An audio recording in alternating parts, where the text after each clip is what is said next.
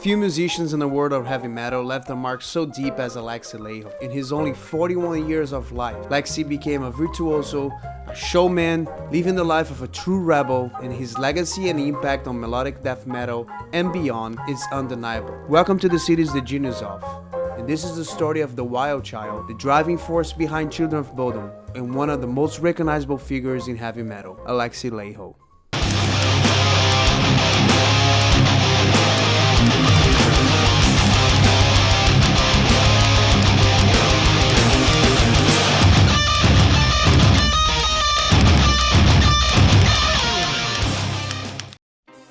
Alexi Laiho, born, I'll try this. Marco Ulla Alexi Laiho. Sorry, I skipped a couple finishing classes in high school. Born on April 8th, 1979 in Espoo, Finland. Started his journey into music at an early age, inspired by his father's diverse record collection, and although he initially drew his attention to classical violin, his passion shifted towards electric guitar when he first heard bands like Metallica, Anthrax, and Slayer. By the time he was 11, Alexi had abandoned the violin in favor of the guitar, setting him on a path toward redefining extreme metal with his virtuosity and showmanship. I think I was like 3 or 4 years old or something. My dad was playing Dire Straits and Beatles albums or something. And I was just digging the guitar sound, I was just, liking it. I mean, I didn't know what the fuck was going on, but, I was still digging it, And after that, when I was 7 years old, I started playing violin and, just playing classical music for about 4 or 5 years. But then, at the same time, I was getting more into rock music, more into hair metal, more into heavy metal and shit like that. Because my big sister, she was into, just bands like Poison, Motley Crue, Twist Sister, Skid Row, Guns N' Roses and shit like that, When somebody was asking me what I wanted to be when I grew up, I think my answer was always that, I either wanted to be a rally driver or a rock star. My dad bought me my first guitar when I was 11 years old, and it's been just all about the guitar ever since. With early influences being between guitarists such as Stevie Vai, Ian Malmsteen, Randy Rhoads, and Jason Becker, the neoclassical speed and precision of Malmsteen combined with the raw aggression of thrash metal formed the backbone of Laiho's signature style. He also had major influences with the band Halloween, and later he became interested in more extreme, mainly black metal music. He was also heavily inspired by punk rock's rebellious spirit, which later reflected in his attitude and approach to music.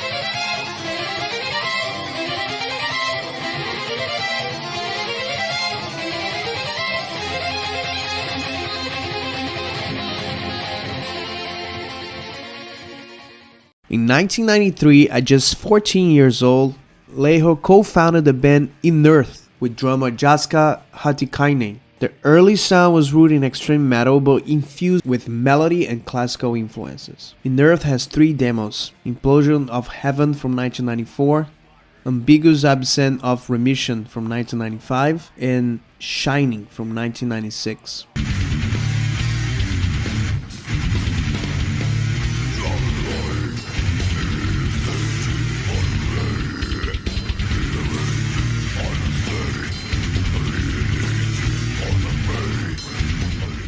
After signing with Spinefarm Records in 1997, they rebranded as Children of Bodom, named after the infamous Lake Bodom murders.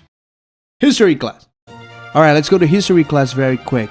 The Lake Bodom murders is an unsolved homicide case in which 3 teenagers campers were and another seriously injured in Finland. The case is one of the most notorious crimes in modern Finnish history. Back to Alexi. With their debut album, they immediately set themselves a line of sound, blending speed, melody, and technical prowess, setting the band as one of the most unique acts in extreme metal. One of the biggest things with Children of Bodom for me is how young and yet talented and creative Alexi Laiho was along his bandmates to create already impactful music on his early releases.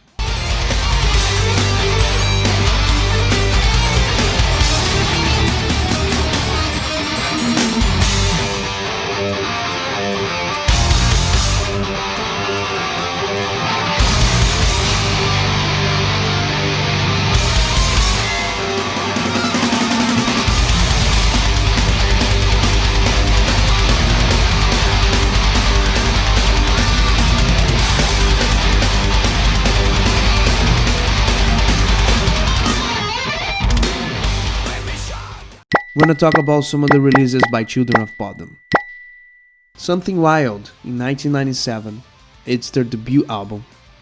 An explosive introduction to Laiho's aggressive yet melodic approach to guitar playing. Recorded with minimal resources, there's a raw production highlighting Alexi's incredible speed and precision. That Night Warrior and Lake Bottom demonstrated his ability to merge classical melodies with breakneck speed and intensity. Though relatively unpolished with low-budget record process, Something Wild caught the attention of fans and critics, earning them an opening slot for acts like Dimmu Borgir, a very famous and respected Norwegian symphonic black metal band. Silnos, Dimmu Borgir's guitarist, had a great impression on Laiho's first performance. He said, "We could hear the opening band playing from backstage. We were like, holy shit, what is this? Sounds like Yngwie Malmsteen on speed. We ran out and watched the spectacle and stood there with our jaws open. There was this fucking beast on the guitar."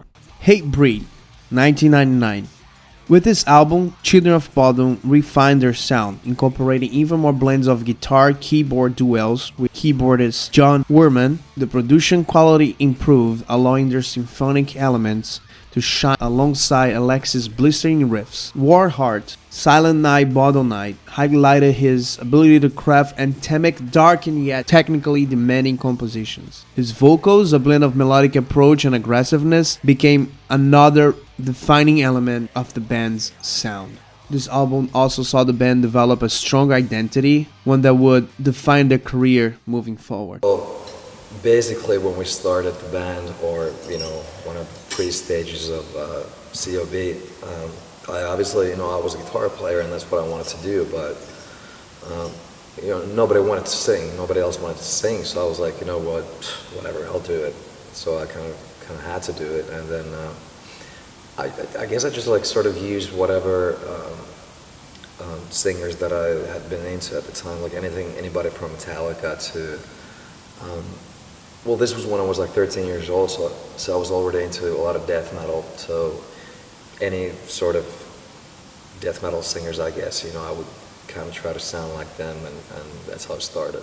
Follow the Reaper, 2000. Often considered one of the band's finest albums, Follow the Reaper is the most polished, aggressive, and melodic-rich record that solidified Laiho's status as guitar virtuoso. Recorded in Sweden with renowned producer Peter Taktegren. This whole video is making really hard for me to say all those names. It marked a turning point for the band's sound. Every Time I Die, Keys in the Shadows features some of the Laiho's most breathtaking and creative solos, incorporating sweep picking, tapping, neoclassical harmonies that influence a new generations of guitarists.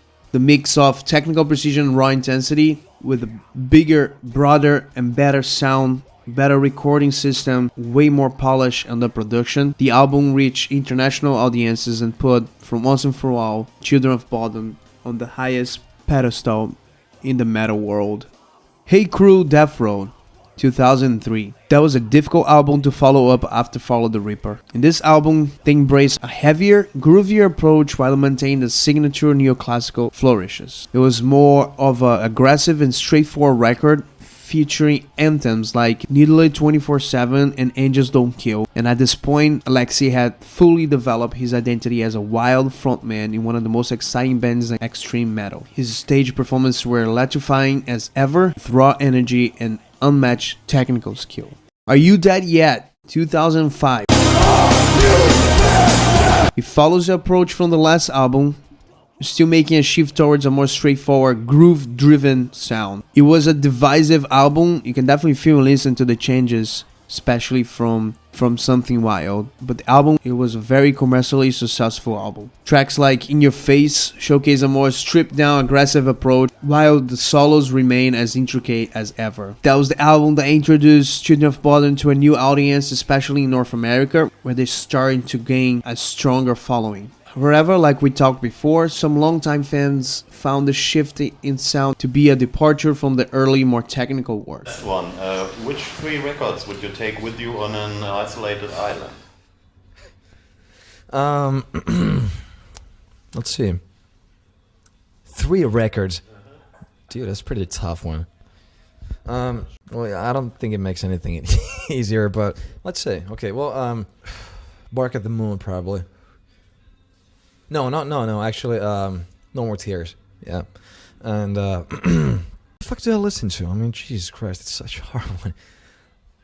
Okay, maybe No Anastasia by Stone. You know, Rob Zix band. Still one of my favorite albums. And the first Andrew W.K. album. Because in case there happens to be a party at the isolated island, I have to have Andrew W.K. CD on me, you know, just in case.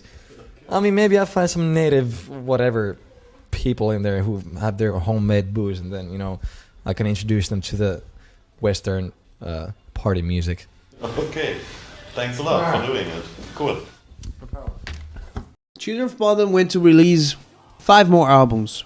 Blood Drunk 2008, Relentless Reckless Forever from 2011, Hollow of Blood 2013, I Worship Chaos 2015, and Hexed from 2019, the last official release as the band. The last era of Children of Bodom saw the band experimenting with their sound while retaining the aggressive edge. Couple moments of brilliance on each album. There's stuff here and there, but definitely not as strong as the early works. But finishing with Hexed, I think the band had the last statement. Very creative and exciting.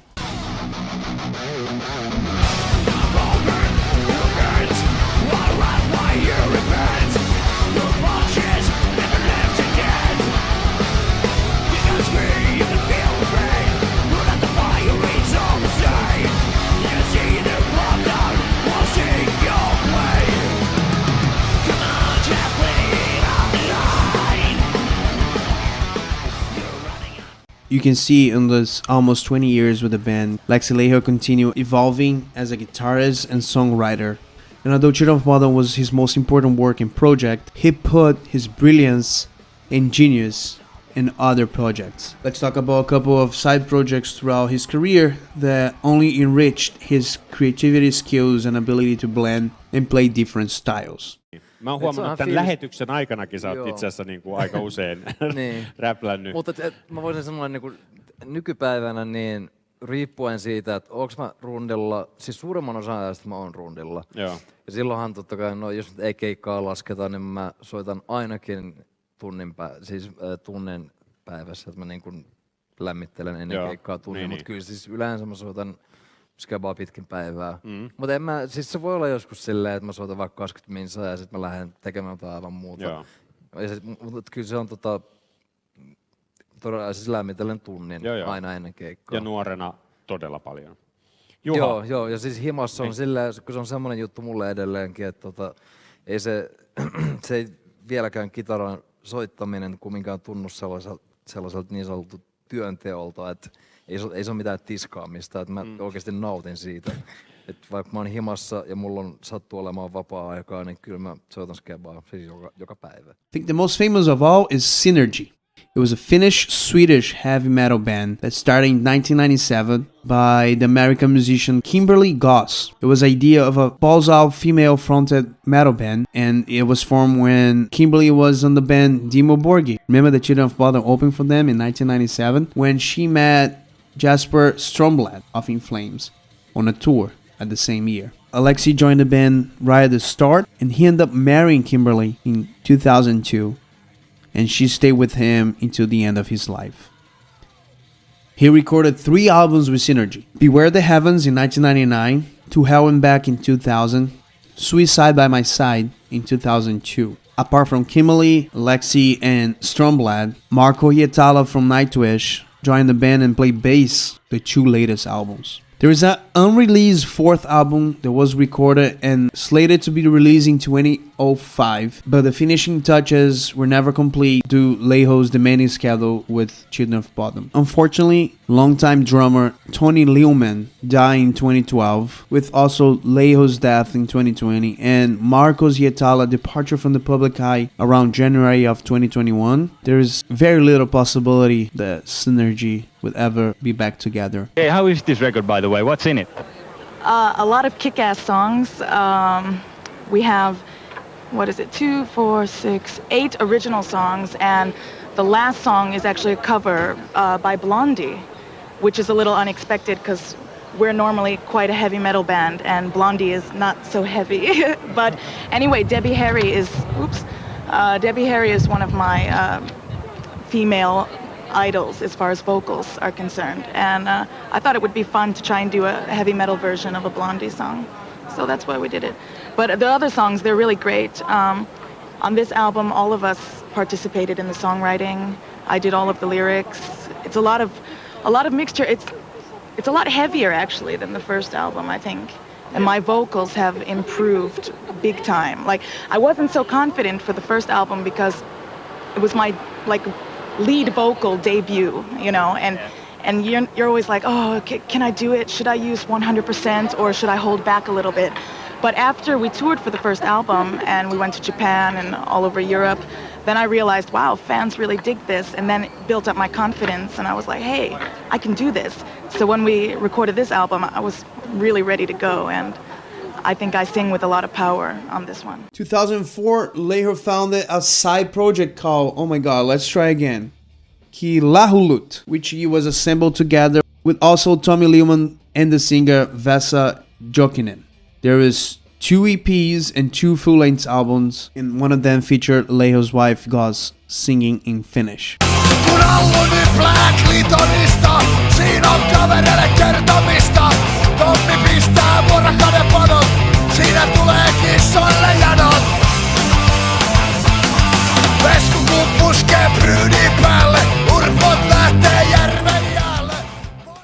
Also in 2000, he played on the 6th full length of the band Impaled Nazarene, Nihil. He composed 2 songs on the album. It's a very divisive album because it's not advertised in public or sold to minors, and there's also the song Zero Tolerance. It's infamous due to its homophobic lyrics.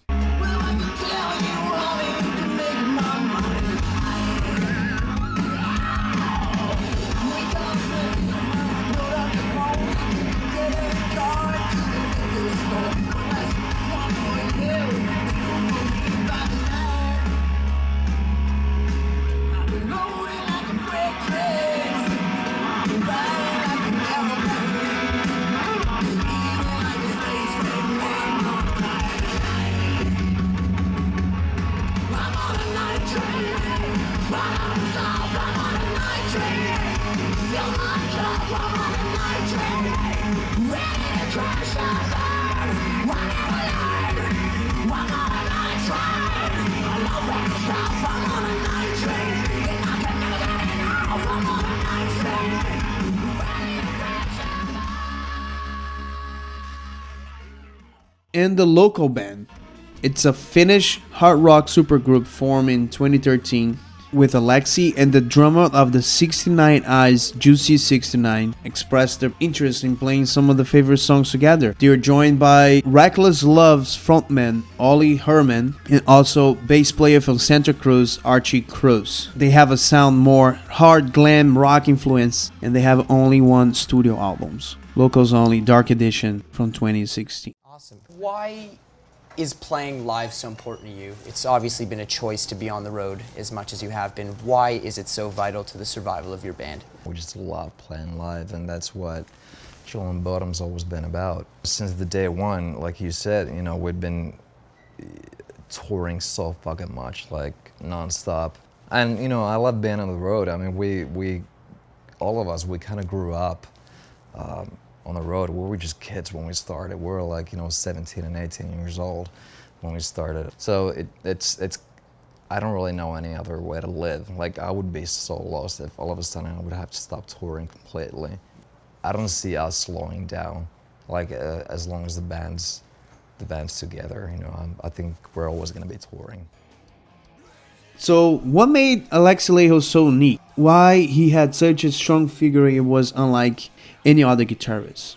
Well, his playing style blended neoclassical influences with the raw intensity of thrash metal, creating a signature sound that was both intricate and aggressive. His speed, precision, and ability to seamlessly mix melodic with brutality made black and death metal very accessible. His distinctive ESP guitars, often featuring sharp, angular designs, became an extension of his persona, and also there was his looks. Tattoos, studded belts, and his signature trucker hat. They all just tilted so right. On December 15 from 2019, Children of Bodom played their last show at the Ice Hall in Helsinki.